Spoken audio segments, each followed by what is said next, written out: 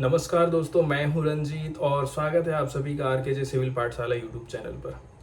दोस्तों, आज के द हिंदू न्यूज़पेपर का एनालिसिस हम करेंगे। सबसे पहले एडिटोरियल वाले हिस्से को देखते हैं। तो आज एडिटोरियल में हम दो आर्टिकल देखेंगे। एक आर्टिकल हम नहीं देख रहे हैं क्योंकि प्योरली कहना चाहिए पॉलिटिक्स ही है उसमें, तो उसको देखने से कोई फायदा नहीं है।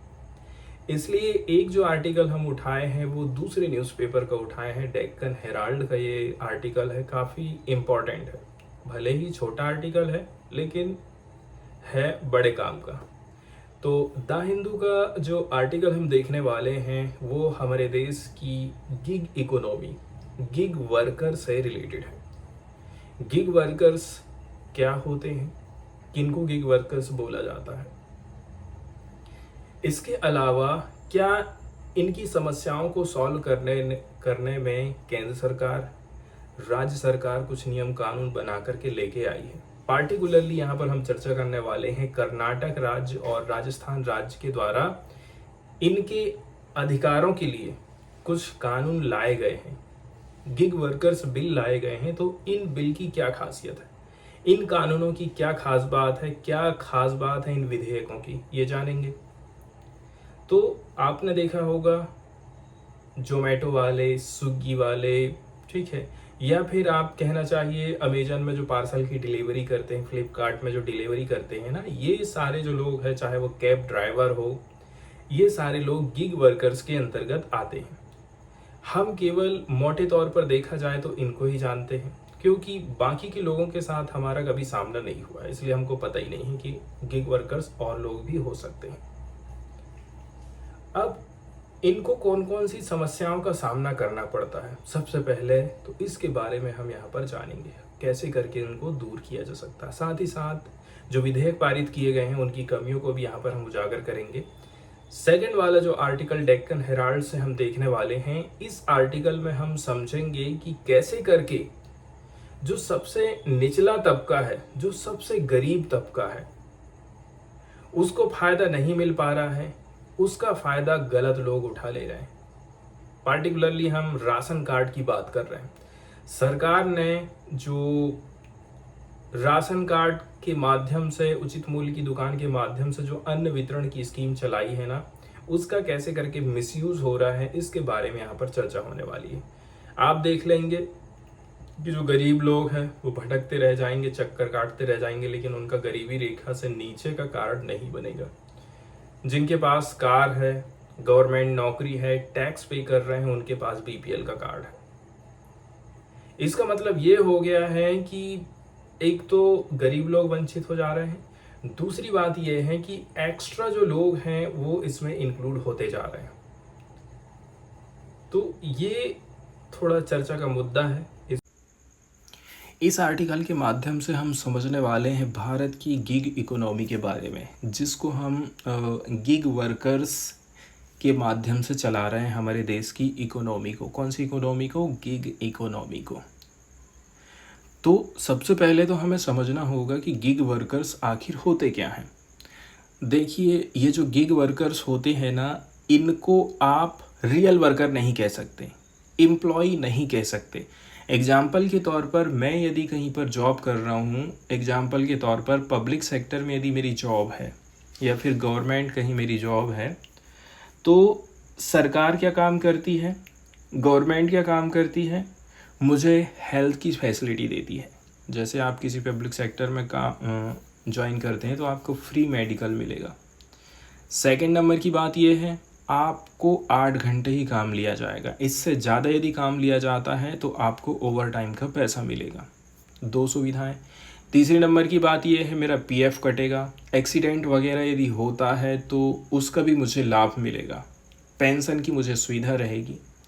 इस प्रकार के बेनिफिट मुझे मिल जाते हैं क्योंकि मैं एम्प्लॉय हूँ, लेकिन इनको एम्प्लॉय की तरह नहीं देखा जाता।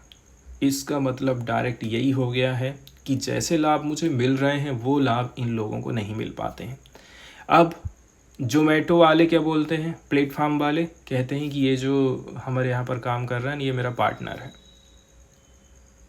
पार्टनर है। तो इसमें क्या काम किया जाता है, इनको एक प्रकार से देखा जाए ना तो ठेका टाइप का दे दिया जाता है। साथ ही साथ जो इंश्योरेंस वाले लोग रहते हैं ना, उनकी यदि हम बात करें तो वो भी एक प्रकार से गिग वर्कर्स ही कहलाएंगे। ठीक है, अब इंश्योरेंस वाले की यदि हम बात कर लें तो कैसा क्या सिस्टम रहता है, कंपनी उनको सैलरी नहीं देती है। सैलरी वो लोग कहाँ से कमाते हैं, उनके खुद के काम से कमाते हैं कि आप इतना काम करोगे, आप इतने लोगों का इंश्योरेंस कराओगे तो उसी में से आपको इतना पैसा मिलेगा।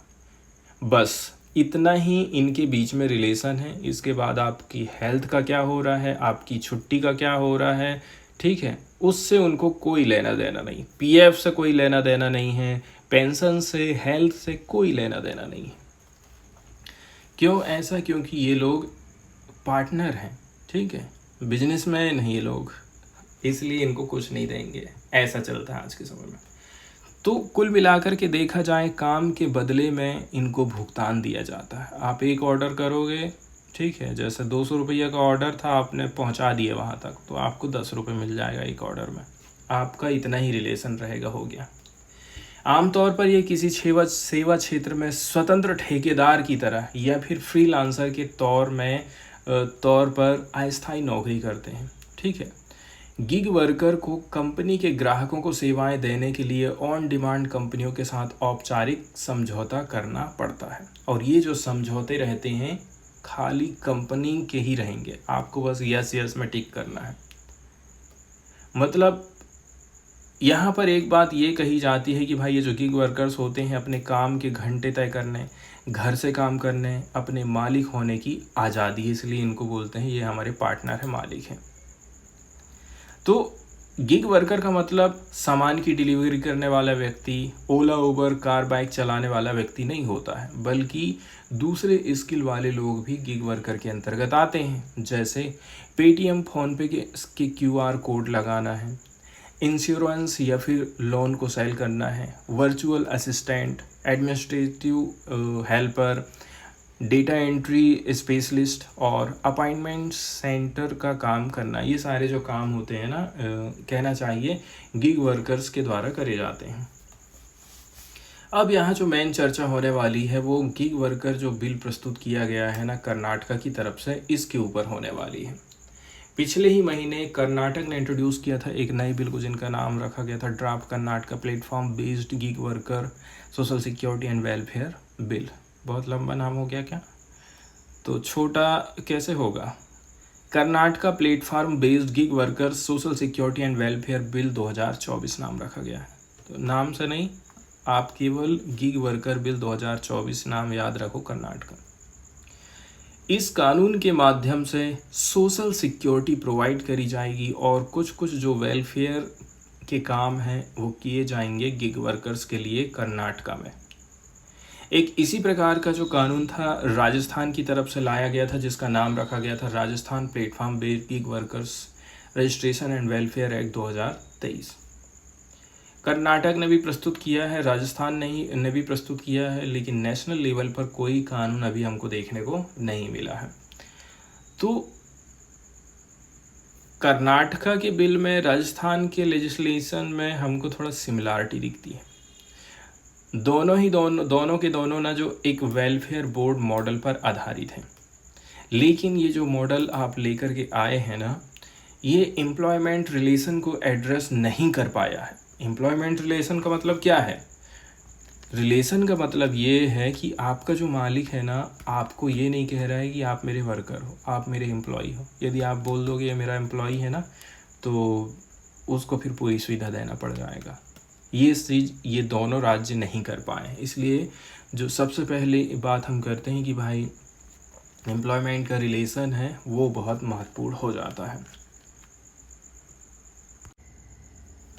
आज के समय में देखा जाए दोस्तों, तो देखिए भारत में बेरोजगारी तेज़ी के साथ बढ़ रही है, जनसंख्या तेज़ी के साथ में बढ़ रही है, और जो सरकारी नौकरियां हैं तेज़ी के साथ में ख़त्म हो रही हैं। उनका एक प्रमुख कारण ये है कि जो सरकारी कंपनियां हैं उनको तेज़ी के साथ में बेचा जा रहा है, उनमें भर्ती निकालना सरकार बंद कर दी है। ठीक है, ये एक रीज़न है जिसके चलते चलते जिस हिसाब से देश की इकोनॉमी बढ़ रही है, सरकार की टैक्स के माध्यम से कमाई हो रही है, GST के माध्यम से कमाई हो रही है ना, उस हिसाब से सरकारी नौकरियां बढ़ना चाहिए था। लेकिन सरकार क्यों नहीं बढ़ा रही है? क्योंकि वो अब कोई भी जिम्मेदारी लेना नहीं चाहती है, ठीक है, कमाई ज़्यादा वो करना चाहती है। तो जो गिग वर्क है तेज़ी के साथ में बढ़ रहा है, लेकिन वर्क से रिलेटेड इश्यूज़ कम होने का नाम नहीं ले रहे हैं। तो जो app cab and retail delivery sector हैं, इस क्षेत्र में काम करने वाले जो गिग एंड प्लेटफॉर्म वर्कर हैं, इनकी संख्या तेज़ी के साथ में बढ़ रही है। यदि हम बात करें पिछले दशक की, पिछले 10 साल की, तो गिग वर्कफोर्स तेज़ी के साथ में एक्सपांड हो रहा है। नीति आयोग ने एक प्रोजेक्शन लगाया है कि जो गिग वर्कर की संख्या है, ठीक है, सन 2030 तक 23.5 मिलियन होने वाली है। तो आप सोच सकते हैं तेज़ी के साथ में लोग इनसे जुड़ना चालू कर दे रहे हैं। तो ये जो गिग वर्क है एक ऐसा सेक्टर होता है जो कि लोगों को लाइवलीहुड प्रोवाइड कर रहा है and an increasingly large number of job seeker यहाँ पर आपको देखने को मिल जाएंगे। इस प्रकार का ट्रेंड न केवल इंडिया में है बल्कि अन्य कंट्रीज़ में भी हमको देखने को मिल रहा है। तो और आप सोच सकते हैं कि कितने महत्वपूर्ण ये लोग काम करते हैं, लेकिन इनके जो इश्यूज़ हैं जैसे कि रेवेन्यू शेयरिंग को लेकर के हैं। मैं यदि जोमेटो में काम कर रहा हूँ तो मुझे कितना रेवेन्यू मिलेगा, मुझे कितने घंटे काम करने हैं, साथ ही साथ जो वर्किंग कंडीशन है, ठीक है, वो अलाउंस मुझे मिल रहा है कि नहीं मिल रहा है, एम्प्लॉयमेंट की क्या टर्म है, ये सारी चीज़ों के बारे में मेरा जो मालिक है, मेरा जो ऐप कंपनी है, वो नहीं सोचती है। अब जो लोग प्लेटफार्म को चला रहे हैं ना, ये अपने आप को क्या बोलते हैं? एग्रीगेटर बोलते हैं, ठीक है। एंड जो गिग वर्कर्स लोग रहते हैं उनको इंडिपेंडेंट कॉन्ट्रैक्टर या फिर इंडिपेंडेंट कॉन्ट्रैक्टर ठेकेदार बोलते हैं उनको। एग्रीगेटर लोग ये सोचते हैं कि हम लोग टेक्नोलॉजी प्रोवाइड कर रहे हैं, साथ ही साथ ब्रिंगिंग टुगेदर इंडिपेंडेंट वर्कर। जो इंडिपेंडेंट वर्कर हैं उनको आपस में लेकर के आ रहे हैं, मतलब वर्कर और कंज्यूमर को हम एक साथ में लाने का काम कर रहे हैं। Independent worker are masters of their own work according to the aggregator. और जो कंपनी के मालिक हैं, ऐप चलाने वाले लोग बोलते हैं, ये जो वर्कर रहते हैं ना, वो लोग अपने काम में मास्टर होते हैं। अब गिग इकोनॉमी के जो वर्कर हैं क्या क्या चीज़ वो फेस करते हैं। पहले नंबर की बात ये है कि जो एग्रीगेटर होते हैं, ठीक है, उनको एज ए एम्प्लॉयर के तौर पर कंसीडर नहीं करते हैं as the condition of service and term of employment rate set by the aggregator.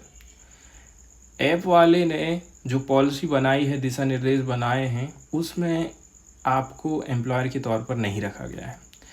मतलब जो ऐप कैब ऑपरेशन होता है, जो प्राइस ऑफ राइड है, ये किसके द्वारा डिटरमाइन किया गया है? ऐप के द्वारा या फिर एग्रीगेटर के द्वारा। एंड जो एंटायर इकोसिस्टम है वर्किंग कंडीशन का, वो भी कौन तय कर रहा है? ऐप वाला ही तय कर रहा है। आपको क्या काम करना है? आपको खाली गाड़ी चलाना है। पैसा कितना दूंगा, क्या क्या टर्म एंड कंडीशन है, वो मैं ही डिसाइड करूँगा। तो ये सारी चीज़ें ऐप कंपनी या फिर एग्रीगेटर क्या करते हैं? निर्धारित करते हैं। इसी कॉन्टेक्स्ट में यदि देखा जाए तो जो गिग वर्कर्स होते हैं वो फेयर ट्रीटमेंट के लिए अपनी डिमांड उठाते हैं, वर्किंग कंडीशन में इम्प्रूवमेंट आना चाहिए बोलते हैं, साथ ही साथ जो social security and legal entitlement है, इसको लेकर के वो लोग अपनी डिमांड करते हैं। तो आप सोच सकते हैं कितनी प्रॉब्लम को ये लोग फेस कर रहे हैं। इसके बाद अगला जो यहाँ पर हम लोग देखने वाले हैं पॉइंट, वो किससे रिलेटेड देखने वाले हैं? दूसरे देशों से हम क्या चीज़ सीख सकते हैं। जैसे यूनाइटेड किंगडम की बात कर लें, ब्रिटेन में यूनाइटेड किंगडम के सुप्रीम कोर्ट ने क्या बोला था? Uber is an employer and that the existing labour laws of the UK do apply to Uber driver. Uber को हम ये नहीं कह सकते कि वो एम्प्लॉयर नहीं है, वो एक एम्प्लॉयर है, उसके यहाँ काम करने वाले लोग एम्प्लॉई हैं। आप उनको ये नहीं बोल सकते कि वो अपने आप में ठेका ले रहे हैं, ठेका से काम कर रहे हैं और घर चले जा रहे हैं। तो जो उबर चलाने वाले ड्राइवर हैं ना, वो उसके एम्प्लॉई हैं। इसका मतलब ये हो गया है कि आपको अपने एम्प्लॉय के लिए सारी चीज़ें करना पड़ेगा जो ऑलरेडी से कहीं पर आप करते हैं। इंडिया की यदि हम बात कर लें तो जो गिग है एंड गिग प्लेटफॉर्म वर्कर होते हैं, इनको इंक्लूड किया गया है किसमें, कोड ऑन सोशल सिक्योरिटी 2020 में, as a kind of informal self employed worker. सरकार, केंद्र सरकार इनका क्या नाम रखी है, इनफॉर्मल सेल्फ एम्प्लॉयड वर्कर। लेकिन कहीं पर भी इस प्रकार के वर्कर का उल्लेख नहीं किया गया है। अदर जो 3 न्यू लेबर कोड लाए गए हैं, कौन कौन से, code on wages, industrial relation code, occupational safety, health and working condition, ये सरकार ने ढेर सारे कानूनों को मिला करके 4 ठो बना दी है। यहाँ पर भी आप इनका उल्लेख नहीं कर रहे हैं, इसका मतलब ये है कि आप इनको एम्प्लॉई नहीं मानते हैं। राजस्थान एंड कर्नाटका की यदि हम बात करें तो देखिए, इस मामले में कहना चाहिए थोड़ा सा लीगल लैंडस्केप प्रोवाइड करी जा रही है, लेकिन इन्होंने भी एग्रीगेटर शब्द का इस्तेमाल किया है ऐप कंपनी के लिए, जबकि इनको क्या बोलना था, ये लोग एम्प्लॉयर हैं करके। यहीं पर ये लोग पीछे हो जाते हैं।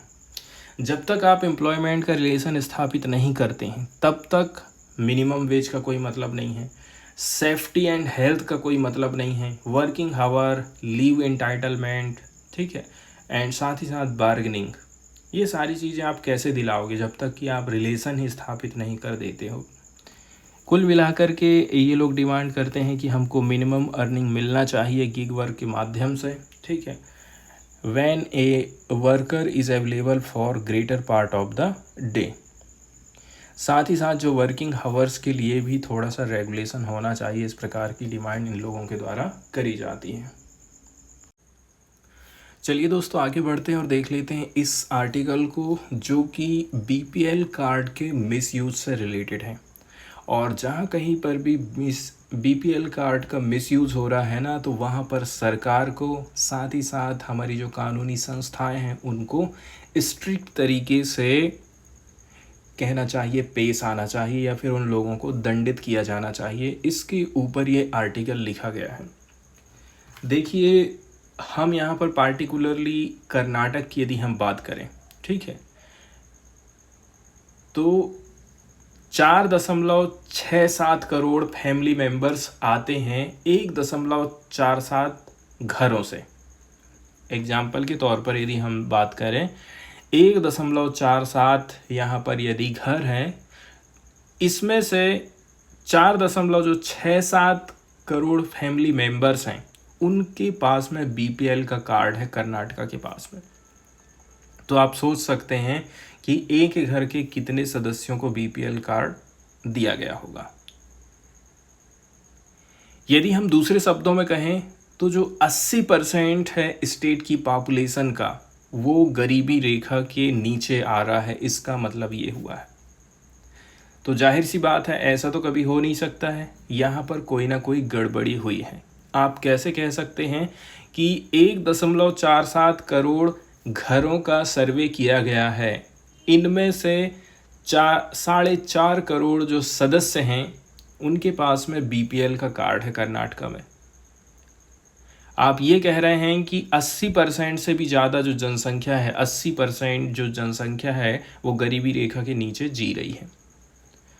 तो सबसे शुरुआत में तो यही सब डिटेल में जानकारी दी जाती है कि भाई कितने लोगों के पास में कितने घरों से सदस्यों को उठाया गया है।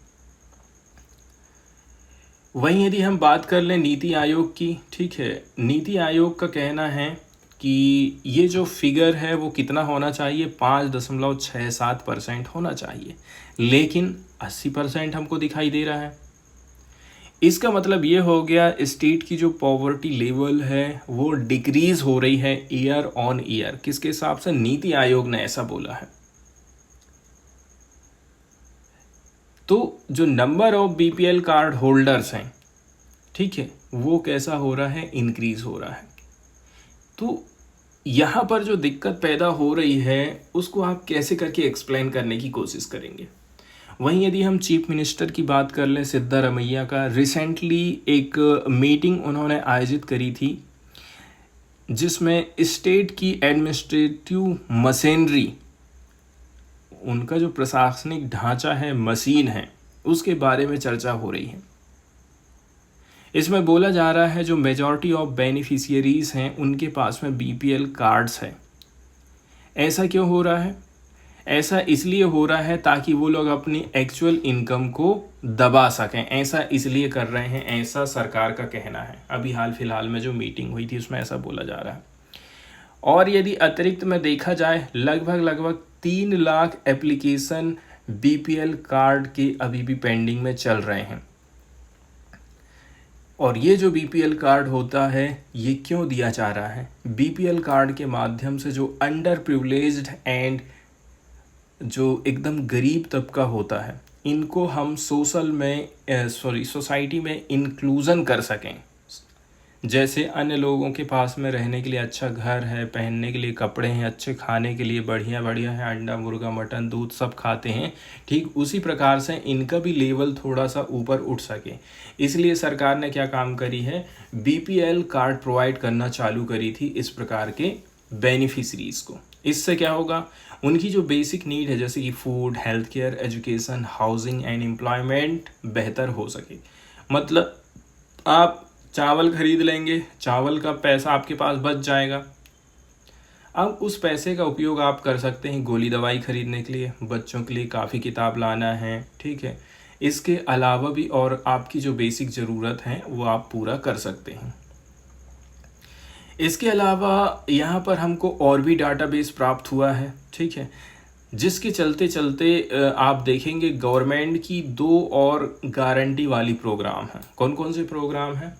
एक है अन्नभाग्य एंड गृहलक्ष्मी योजना।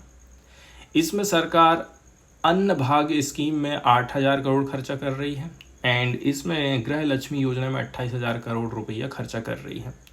लेकिन ये सारी चीज़ों की जो डिमांड है, इतना जो खर्चा है ना, इसको आप पूरा नहीं कर पाएंगे। अब सिद्धारमैया ने प्रेजेंट किया है 27,000 करोड़ का रिवेन्यू डेफिसिट बजट। अब सरकार इधर उधर खर्चा कर रही है तो जाहिर सी बात है दिखाएगी ही कि हमारा कोष खाली चल रहा है, हम उधारी में चल रहे हैं। अब सरकार क्या बोल रही है, हम एक काम करते हैं, जो स्टैंप ड्यूटी है साथ ही साथ जो फ्यूल है उसके ऊपर सेस को बढ़ा देते हैं और ये जो 27 करोड़ की हमारी जो कमाई कम हुई है ना, इसको हम यहाँ से हासिल कर लेंगे। अब यदि हम बात करें department of food, civil supply and consumer affair, ये रिस्पॉन्सिबल माना जाता है बीपीएल कार्ड को इशू करने को लेकर के। ये देखता है कि उसकी सोशल कंडीशन कैसी है, इकोनॉमिक कंडीशन कैसी है, तब जाकर के किसी व्यक्ति को department of food, civil supply and consumer affair ration card provide करता है। लेकिन देखा जाए अभी भी यहाँ की जो सरकार है वो क्या काम कर रही है, फाइट कर रही है a losing battle against bugs cards, ठीक है। अब आप इसको फेक कार्ड बोल सकते हैं, नकली कार्ड बोल सकते हैं। नकली का मतलब ये नहीं है, काम तो पूरा असली कर रहा है, बस ये है कि व्यक्ति यहाँ पर नकली है। इसके चलते चलते जो ज़्यादातर डिपार्टमेंट होता है ना, वो इंक्लूड कर देता है बेनिफिशरीज को, क्योंकि जो लोकल इलेक्टेड रिप्रेजेंटेटिव होते हैं, आपके मोहल्ले के जो कहना चाहिए सांसद है, पार्षद हैं, ये लोग दबाव बनाते हैं ना, तो क्या काम करते हैं, ये जो डिपार्टमेंट वाले होते हैं आपका राशन कार्ड बना करके दे देते हैं। और भी दबाव का एक रीज़न रहता है वोट का, ठीक है, वोटर कार्ड बना के दे देंगे, उनको कोई दिक्कत नहीं है, बहुत बड़ी चीज़ भी नहीं है वोटर कार्ड बनाना, और इतनी कोई जांच होने वाली भी नहीं है, वो ये मान के चलते हैं, और जब तक जांच होगी अपन निकल जाएंगे।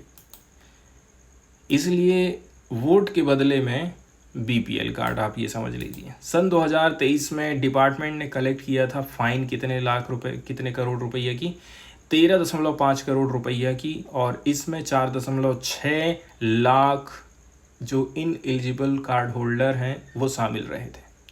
मतलब 4.5 लाख लोगों से अपन ने कितना वसूल कर लिए, 13.5 करोड़ रुपया।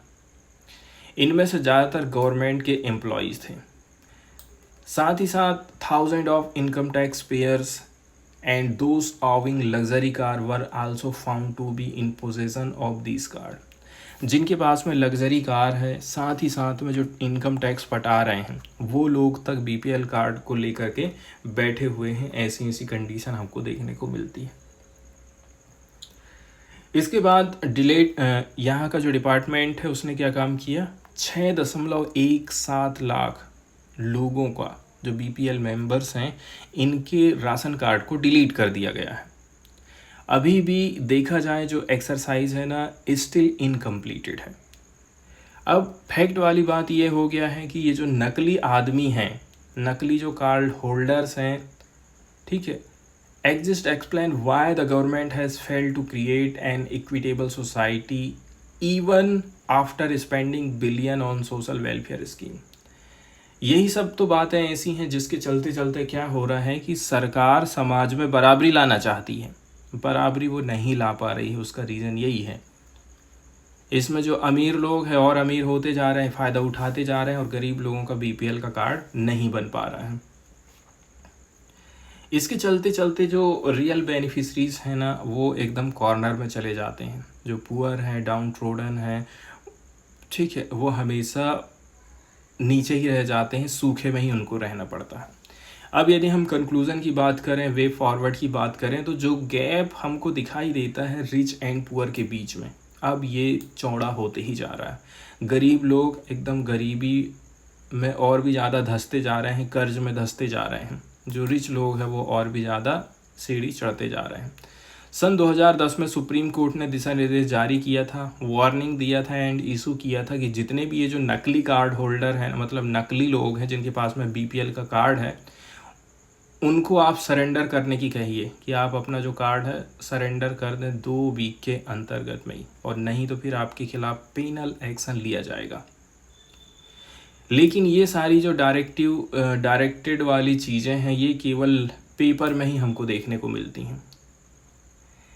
बोगस कार्ड्स को वीड आउट करना, ख़त्म करना एक कंटिन्यूस प्रोसेस है, लेकिन जब तक गवर्नमेंट कोई लेजिस्लेशन नहीं ला देती है जिसके माध्यम से प्रोवाइड किया जाए क्रिमिनल एक्शन किनके खिलाफ, इलीगल कार्ड होल्डर्स के खिलाफ एंड ऐसे ऑफिसर जिन्होंने इसको इशू किया है, there will be no end to the problem. तब तक आप इस समस्या को ख़त्म नहीं कर सकते हैं। लेकिन इसमें मिली भगत तो सरकार की खुद ही की है। सरकार का मतलब डायरेक्टली सरकार नहीं है, सरकार के जो रिप्रेजेंटेटिव रहते हैं ना, उनकी। अगली जो न्यूज़ यहाँ पर हम डिस्कस करने वाले हैं दोस्तों, इसके माध्यम से हम अलमाटी डैम के बारे में थोड़ी सी जानकारी देखने वाले हैं। अभी हाल फिलहाल में देखा जाए, अलमाटी जो डैम है न्यूज़ में रहा है, ठीक है। तो जो फार्मर्स हैं एंड ऑफिशियल्स हैं आंध्र प्रदेश में, वो काफ़ी होपफुल रहे हैं एज वाटर स्टोरेज राइसेस इन अलमाटी डैम, क्योंकि यहाँ पर जो वाटर स्टोरेज है ना, अब थोड़ा सा बढ़ रहा है। अलमाटी डैम के बारे में यदि हम ऐतिहासिक जानकारी देखें तो देखिए, ये बांध विजयपुरा और बागलकोट डिस्ट्रिक्ट के किनारे पर लोकेटेड है। भौगोलिक हिसाब से देखें, जियोग्राफिक लोकेशन के हिसाब से, तो ये विजयपुरा डिस्ट्रिक्ट में पड़ता है। अब देखिए, लाल बहादुर शास्त्री बांध के रूप में भी इसको जाना जाता है। दूसरा नाम है इसका अलमट्टी या फिर आलमाटी। ये भारत के उत्तरी कर्नाटका में कृष्णा नदी पर बनाया गया एक जल विद्युत परियोजना है। इस बांध को हम क्यों बनाए हैं, ताकि इसके पानी से बिजली बना सकें। इसको कंप्लीट किया गया था सन 2005 में एंड इसका जो सालाना वार्षिक विद्युत उत्पादन का टारगेट रखा गया था वो था 560 MU है। वहीं यदि हम इसकी ऊंचाई की बात कर लें तो 160 मीटर ऊंचाई है और इसको ओपन किया गया था सन 2005 से। अब हाल फिलहाल में देखिए, ये न्यूज़ में रहा है, रेनफॉल जो हुआ है कृष्णा रिवर के कैचमेंट एरिया में, इससे जो वाटर रिसोर्सेज डिपार्टमेंट के ऑफिशियल हैं एंड फार्मर्स हैं काफ़ी ज़्यादा उत्साहित हैं कि जो अलमाटी डैम है कर्नाटका में, इसका जो इनफ्लोज है 13 जुलाई तक कितना रहा है, 23,778 क्यूसेक रहा है। पानी की मात्रा यहाँ पर बढ़ी है। वहीं यदि हम बात करें इसकी जो टोटल कैपेसिटी है वो कितनी है, 129.72 TMCFT है। कितनी है, 129 TMCFT है। और अभी फ़िलहाल में कितना पानी है, 92 है। वहीं यदि हम बात करें नारायणपुर रिजर्वायर का जो स्टोरेज है वो कितना है, 25 TMC फीट है। एंड जो मेजर रिजर्वायर्स हैं, दो मेजर रिजर्वायर्स की बात करें, तालाबों की या फिर ऐसे जल भंडारण की, तो 117.67 TMC ऑफ वाटर करेंटली हमको देखने को मिल रहा है। ठीक है, जो लास्ट वाला पीरियड था उस समय से तो कहीं ज़्यादा हमको देखने को मिलता है। वहीं यदि हम बात करें जो आंध्र प्रदेश की गवर्नमेंट क्या करने वाली है, वो रिलीज़ करेगी कितना, 1500 cusec of Krishna water from eastern delta regulator on Prakasam barrage last Wednesday. तो पिछली वेडनेसडे की ही ये बात है।